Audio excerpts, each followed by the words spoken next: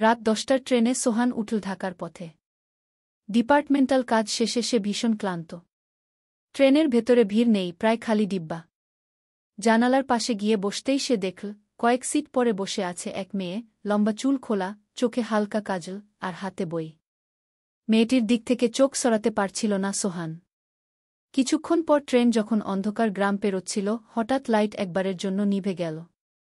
আবার জ্বলতেই দেখা গেল মেয়েটি তার সামনে এসে দাঁড়িয়ে আছে। সিট খালি আছে, মৃদু কণ্ঠে জিজ্ঞেস করল সে। সোহান অবাক হলেও মাথা নাড়ল। মেয়েটি বসে পড়ল। বাতাসে বইয়ের গন্ধ, জানালা দিয়ে আসা ঠান্ডা হাওয়া আর ট্রেনের দুলুনি সব মিলে এক অদ্ভুত আবহ।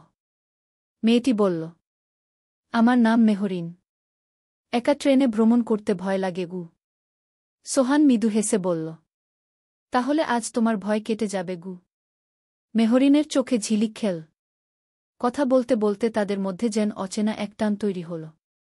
ট্রেন তখন নির্জন স্টেশন পার হচ্ছিল, চারপাশ অন্ধকার, ডিব্বার ভেতরও প্রায় ফাঁকা।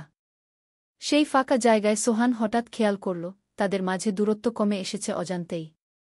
মেহরিন নিচু গলায় বলল, জানো ভ্রমণের সবচেয়ে রোমাঞ্চকর জিনিসটা কি? সোহান অবাক হয়ে জিজ্ঞেস করল, কি? মেহরিন তার চোখে চোখ রেখে ফিসফিস করে বলল, অপরিচিত কারো সাথে গোপন মুহূর্ত ভাগ করা গিয়ে। সোহানের বুক ধরফর করতে লাগল। ট্রেনের দুলুনির সাথে সাথে তাদের নিঃশ্বাসও যেন তাল মিলিয়ে বাড়তে লাগল। ট্রেন তখন অন্ধকার গ্রাম পেরোচ্ছিল। জানালার বাইরে হাওয়া গর্জন করছিল, ভেতরে আলোধারী খেলা। সোহান লক্ষ্য করল মেহরিন বারবার তার হাতের কাছে আসছে, যেন ইচ্ছে করেই দূরত্ব কমিয়ে আনছে। সোহানের বুক ধরফর করতে লাগল। সে ধীরে বলল, তুমি ভয় পাচ্ছ? মেহরিন মৃদু হাসল, চোখে রহস্যের ছায়া। ভয় পাচ্ছি না, বরং উত্তেজনা বাড়ছে গি। একটা হঠাৎ ঝাঁকুনি দিয়ে ট্রেন থামল ছোট্ট এক স্টেশনে। চারপাশে সুনসান, লোকজন নেই বললেই চলে। ডিব্বার ভেতরও প্রায় খালি। সুযোগটা কাজে লাগিয়ে মেহরিন ফিসফিস করে বলল, চলো অন্য কোচে যাই। সোহান বিস্মিত হয়ে তাকাল, কিন্তু পা তার নিয়ন্ত্রণে ছিল না। তারা হেঁটে চলে গেল ফাঁকা একটা কোচে, যেখানে কেবল দুলুনি আর ট্রেনের শব্দ ছাড়া আর কিছু নেই। সেখানে দাঁড়িয়েই মেহরিন জানালার পাশে হেলে দাঁড়াল। চাঁদের আলো তার মুখে পড়ছিল, আর ট্রেনের গতি তার চুল উড়িয়ে দিচ্ছিল। সোহান আর সহ্য করতে পারল না, ধীরে তার হাত ধরল। মেহরিনের চোখে কোনো আপত্তি ছিল না, বরং আরও গভীর টান। তারপর ধীরে ধীরে দুজনের ঠোঁট কাছে এলো, আর ট্রেনের গর্জনের সাথে মিলিয়ে গেল এক অদ্ভুত চুম্বনের শব্দ। ট্রেন তখন অজানা পথে ছুটছিল, বাইরে অন্ধকার, ভেতরে শুধু তাদের শরীরের উষ্ণতা আর নিঃশ্বাসের শব্দ। মুহূর্তটা এতটাই তীব্র ছিল যে তারা দুজনেই ভুলে গেল এটা মাত্র কয়েক ঘন্টার যাত্রা, আর তারা একে অপরকে খুব কমই চেনে। কিন্তু সেই অপরিচিতির মাঝেই যেন জন্ম নিল এক উন্মাদনা, এক নিষিদ্ধ আকর্ষণ। ট্রেন ভোরের আলোয় ঢাকায় ঢুকল। সারারাতের সেই গোপন মুহূর্তের পর সোহান আর মেহরিন চুপচাপ বসেছিল, যেন কেউ কিছু বুঝতে না পারে। স্টেশনে নামতেই ভিড়ের মাঝে দুজন একে অপরের চোখে তাকাল। মেহরিন মৃদু হেসে বলল, এটা কি এখানেই শেষ? সোহান দ্বিধাহীনভাবে উত্তর দিল, না, এটাই শুরু। স্টেশন থেকে বের হয়ে মেহরিন প্রস্তাব দিল, চলো শহর ঘুরে দেখা যাক। ভোরবেলা ঢাকা একেবারেই আলাদা লাগে গি। সোহান রাজি হয়ে গেল। তারা রিকশায় চড়ে চলে গেল পুরান ঢাকার সরু গলিতে। সকালবেলার ফাঁকা রাস্তায় দোকানপাট তখনও খোলেনি, চারপাশে এক অদ্ভুত নিস্তব্ধতা। মেহরিন সোহানের হাত ধরে বলল, কোনোদিন কি ভেবেছ এত ভিড়ভাট্টার শহরে একেবারে ফাঁকা মুহূর্ত পাওয়া যায়? সোহান হেসে বলল, আজ তোমার জন্যই পাচ্ছি গু। মেয়েটির চোখে আবার সেই রহস্যময় দৃষ্টি, যে দৃষ্টি রাতের ট্রেনে তাকে পাগল করেছিল। একটা পুরনো ভবনের ছাদে উঠে গেল তারা। নিচে পুরো শহর তখন ঘুম ভাঙাচ্ছে, উপরে শুধু তারা দুজন আর সকালের হাওয়া। মেহরিন জানালার ধারে দাঁড়িয়ে শহর দেখতে লাগল। সোহান পিছন থেকে এগিয়ে এসে তাকে জড়িয়ে ধরল। মেহরিন শ্বাস আটকে ফিসফিস করে বলল, তুমি জানো আমরা দুজনেই বিপদে পড়তে পারি? সোহান ঠোঁটে হালকা হাসি টেনে বলল, তবু থামতে পারছি না গি। চাঁদের জায়গায় এবার সূর্য উঠছিল, কিন্তু তাদের মধ্যে আগুন যেন আরও বাড়ছিল। শহরের ভিড়, শব্দ, ঝুঁকি সবকিছুর মাঝেও তাদের মুহূর্ত হয়ে উঠল এক গোপন রোমাঞ্চ, যা কেউ থামাতে পারল না। ছাদের সেই সকালের পর থেকে দুজনের দেখা যেন থামছেই না। তারা ঠিক করে নিল, প্রতিবার দেখা মানেই নতুন জায়গা, নতুন উত্তেজনা। প্রথমে গেল তারা লালবাগ কেল্লায়। দিনের বেলা মানুষে গমগম করছিল জায়গাটা। সোহান বলল, এত ভিড়ের মধ্যে গু? মেহরিন দুষ্টু হেসে উত্তর দিল, এখানেই তো আসল মজা গু। গাইড আর ভিজিটরদের ভিড়ের মাঝেই তারা গোপনে হাত ধরল, দেয়ালের আড়ালে গিয়ে একে অপরের চোখে চোখ রাখল। চারপাশের ভিড় যেন তাদের আরও কাছে টেনে আনছিল। তারপর তারা গেল এক্সপ্রেসওয়ের নিচের টানেলে। অন্ধকার স্যাঁতসেঁতে, মাঝে মাঝে গাড়ির শব্দ প্রতিধ্বনি হচ্ছিল। সেই ভুতুড়ে পরিবেশে মেহরিন হঠাৎ সোহানের কানে ফিসফিস করল, যদি কেউ হঠাৎ ঢুকে পড়ে? সোহান মৃদু হেসে বলল, তাহলে তারা আমাদের পাগলামির সাক্ষী হবে গি। অন্ধকার টানেলটা তখন হয়ে উঠল তাদের গোপন মঞ্চ। সবচেয়ে বেপরোয়া ছিল তাদের কফিশপের গল্প। কোলাহলপূর্ণ ভিড়, টেবিল ভর্তি মানুষ, ওয়েটার আসছে আছে, তবুও তাদের চোখে ছিল এক অদ্ভুত আগুন। টেবিলের নিচে অচেনা এক খেলা চলছিল, আর টেবিলের উপরে তারা স্বাভাবিক ভঙ্গিতে কফি খাচ্ছিল। মেহরিন হেসে বলল, আমরা সত্যিই পাগল হয়ে যাচ্ছি গু। সোহান ফিসফিস করে উত্তর দিল, পাগল না হলে এ প্রেম হতো না গি। প্রতিটা দেখা, প্রতিটা জায়গা হয়ে উঠছিল আরও ভয়ঙ্কর, আরও বেপরোয়া। তারা জানত ধরা পড়লেই সব শেষ, তবুও সেই ভয় তাদের নেশাকে আরও গভীর করছিল। শহরের গলি, পার্ক, কফিশপ, সব জায়গায় গোপন খেলা খেলার পরও দুজনের নেশা থামছিল না। বরং প্রতিবার আগের চেয়ে আরও বেপরোয়া হচ্ছিল তারা। একদিন মেহরিন হঠাৎ সোহানের চোখে চোখ রেখে বলল, আজ আমরা এমন জায়গায় যাব যেখানে একটুখানি ভুলেই ধরা পড়তে পারি গি। সোহান কৌতূহলী হয়ে জিজ্ঞেস করল, কোথায়? মেহরিন ঠোঁটে রহস্যময় হাসি টেনে বলল, অফিস গু। সোহানের বুক কেঁপে উঠল, তুমি কি পাগল? ওখানে তো সিসি ক্যামেরা, লোকজন, গার্ড সব আছে। মেহরিন শান্তভাবে উত্তর দিল, সেটাই তো আসল উত্তেজনা গি। সেদিন রাতে অফিস ফাঁকা হওয়ার পর মেহরিন চুপিসারে সোহানকে ভেতরে ঢুকতে দিল। চারপাশ নিস্তব্ধ, কেবল টিউবলাইটের আলো আর কম্পিউটার টেবিলের সারি। বাইরে গার্ড হাঁটাহাঁটি করছিল, মাঝে মাঝে টর্চের আলো ভেতরে পড়ছিল। সোহান আতঙ্কে ফিসফিস করে বলল, যদি ধরা পড়ে যাই? মেহরিন তার কানে ফিসফিস করে বলল, তাহলে বলব আমরা ওভারটাইমে কাজ করছি গি। অফিসের কাচের দেয়ালে ভেসে উঠছিল তাদের ছায়া। চারপাশের নিস্তব্ধতার মাঝে তাদের নিঃশ্বাসের শব্দই সবচেয়ে জোরে শোনা যাচ্ছিল।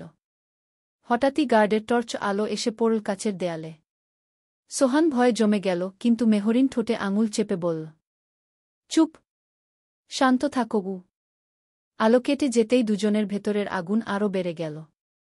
অফিস টেবিল, কাগজের স্তূপ, ফাইল, সবকিছু মিলিয়ে জায়গাটা হয়ে উঠল তাদের সবচেয়ে বিপজ্জনক মঞ্চ। অফিসের সেই ঝুঁকিপূর্ণ খেলায় তারা প্রায় ধরা পড়েই যাচ্ছিল। ভয়টা পেরিয়ে আসার পর দুজনেই একে অপরের চোখে চোখ রেখে বুঝে গেল, এ নেশা আর থামানো যাবে না। কয়েকদিন পর মেহরিন হঠাৎ মেসেজ দিল, আজ আমরা আরও বড় ঝুঁকি নেব। প্রস্তুত তো? সোহান জবাব দিল, যত ভয় তত রোমাঞ্চ। বলো কোথায় উ? মেহরিন একটাই লোকেশন পাঠাল, শপিং মলের পার্কিং এরিয়া। সন্ধ্যায় দুজন আলাদা পথে গিয়ে মিল সেই জায়গায়। বড় শপিং মল, চারদিকে আলো ঝলমল, লোকজনের ভিড়। কিন্তু মাটির নিচের পার্কিং লটে অদ্ভুত সুনসান নীরবতা। মাঝে মাঝে গাড়ির অ্যালার্ম বাজছে, কোথাও গার্ডের হুইসেল শোনা যাচ্ছে। মেহরিন গাড়ির পাশে হেলে দাঁড়িয়েছিল। সোহান কাছে যেতেই সে ফিসফিস করে বলল, এখানে কেউ যে কোনো মুহূর্তে চলে আসতে পারে গি। সোহানের বুক ধরফর করতে লাগল, তাহলেই তো আরও মজাগু। গাড়ির ফাঁকা জায়গার মাঝে কংক্রিটের ছায়ায় শুরু হল তাদের গোপন খেলা। উপরে লোকজন কেনাকাটা করছে, হাসছে, হাঁটছে, আর নিচে গাড়ির আড়ালে সোহান আর মেহরিন তৈরি করছে নিজেদের নিষিদ্ধ মুহূর্ত। প্রতিটা শব্দে আতঙ্ক জাগছিল, যদি গার্ড এসে পড়ে, যদি কেউ হঠাৎ গাড়ি নিতে আসে। কিন্তু সেই ভয় তাদের নিঃশ্বাসকে আরও ভারী করে তুলছিল, শরীরকে আরও বেপরোয়া করে দিচ্ছিল। মেহরিন ফিসফিস করে বলল, আমরা পাগল হয়ে যাচ্ছি গু। সোহান তার চোখে চোখ রেখে উত্তর দিল, পাগলামি আমাদের আসল শক্তি। পার্কিং লটের সেই ঘটনার পর সোহান আর মেহরিন যেন আসক্ত হয়ে গেল। প্রতিবার তারা শপথ করত, এবার শেষ কি, কিন্তু যতবার বলত তার চেয়ে আরও বেপরোয়া কিছু করে ফেলত। একদিন মেহরিন হঠাৎ সাহসী এক প্রস্তাব দিল, আজ আমরা ছাদে যাব। শহরের আলোয়, খোলা আকাশের নিচে গু। সোহান প্রথমে অবাক হল। ছাদে? তুমি কি পাগল? সেখানে তো গার্ড থাকে, ক্যামেরা থাকে, বাতাসে সব কিছু স্পষ্ট হয়ে যাবে গু। মেহরিন ঠোঁটে দুষ্টু হাসি টেনে বলল। তবু যদি ধরা না পড়ি তাহলে এটা হবে আমাদের সবচেয়ে রোমাঞ্চকর মুহূর্ত। রাত 11টার পর দুজন চুপিসারে ঢুকে গেল সেই বহুতলের ভেতর। লিফট বন্ধ ছিল, তাই সিঁড়ি বেয়ে উঠতে হল। প্রতিটা ধাপে তাদের হৃদস্পন্দন যেন আরও জোরে বাজছিল, কেউ যদি ধরে ফেলে। অবশেষে দরজা ঠেলে ছাদে পৌঁছাতেই শহরের আলো তাদের সামনে ঝলমল করে উঠল। চাঁদের আলো আর নিয়ন লাইটে ঢাকা ঢাকা আকাশ। আর নিচে ব্যস্ত শহরের শব্দ। সোহান এক মুহূর্ত দাঁড়িয়ে রইল, তারপর ধীরে বলল, এখানে সত্যিই মনে হচ্ছে আমরা যেন পুরো দুনিয়াকে চ্যালেঞ্জ করছি গু। মেহরিন কাছে এসে ফিসফিস করে বলল, ঠিক তাই। আর আমি চাই তুমি আমায় এখানেই হারিয়ে দাও। চারপাশে অদ্ভুত টানটান উত্তেজনা। কোথাও দূরে সাইরেন বাজছে, হঠাৎ হাওয়ার দমকে দরজা ঠকাস করে বন্ধ হয়ে গেল। মনে হচ্ছিল যেন শহরটা তাদের দুজনকে লুকিয়ে রাখার ষড়যন্ত্র করছে। তারা জানত একবার যদি গার্ড উপরে উঠে আসে সব শেষ। তবু সেই ভয়কে উপেক্ষা করেই তারা নিজেদের গোপন পৃথিবীতে ডুবে গেল। শহরের আলোয় তাদের ছায়া কাঁপছিল, বাতাসে মিশে যাচ্ছিল নিঃশ্বাসের শব্দ। আর সেই মুহূর্তে তাদের মনে হচ্ছিল কোনো কিছুই আর তাদের থামাতে পারবে না। ছাদের সেই রাতের পর দুজনেই বুঝে গেল, গোপনে খেলতে খেলতে তারা আসলে চায় প্রকাশ্য জায়গায়, যেখানে মানুষ থাকবে, তবুও কেউ কিছু টের পাবে না। মেহরিন একদিন সাহসী হাসি দিয়ে বলল, আজ আমরা পার্কে যাব। দিনের আলোয় কি? সোহান হতবাক হয়ে তাকাল। দিনের আলোয়? তুমি কি পুরোপুরি পাগল হয়ে গেছ? মেহরিন ঠোঁট কামড়ে ফিসফিস করে বলল, চ্যালেঞ্জটা সেখানেই তো। সবাই থাকবে সামনে, কিন্তু আমরা এমনভাবে করব কেউ কিছু বুঝতেই পারবে না। একটা রবিবার দুপুর। শহরের ব্যস্ত পার্ক, চারপাশে পরিবার, বাচ্চা, প্রেমিক প্রেমিকা। খোলা আকাশের নিচে সবকিছু একেবারেই স্বাভাবিক। কিন্তু সেই ভিড়ের মাঝেই এক কোণার বেঞ্চে বসেছিল সোহান আর মেহরিন। তাদের চোখে চোখ, ঠোঁটে গোপন হাসি। চারপাশে মানুষ যত বাড়ছিল তাদের ভিতরের আগুন ততই জ্বলে উঠছিল। মেহরিন আস্তে সোহানের কানে ফিসফিস করে বলল, দেখো কত লোক হাঁটছে সামনে দিয়ে। কেউ টের পাচ্ছে না আমরা কি করছি। সোহান শ্বাস বন্ধ করে বলল, যদি কেউ দেখে ফেলে? মেহরিন দুষ্টু চোখে তাকিয়ে উত্তর দিল, তাহলেই তো খেলাটা আরও রোমাঞ্চকর হবে। চারপাশে হাসিঠাট্টা, শিশুরা দৌড়াচ্ছে, কেউ ছবি তুলছে, কেউ হাত ধরে হাঁটছে। তারই মাঝে একেবারে সাধারণ আরেকটা দম্পতির মতো তারা বসেছিল। কিন্তু ভেতরে তাদের খেলাটা হচ্ছিল ভয়ঙ্কর, বেপরোয়া, আগুনের মতো উত্তপ্ত। সোহানের মনে হচ্ছিল যেন প্রতি মুহূর্তে কেউ চিৎকার করে বলবে, ওরা কি করছে দেখো। তবুও কেউ কিছু টের পেল না।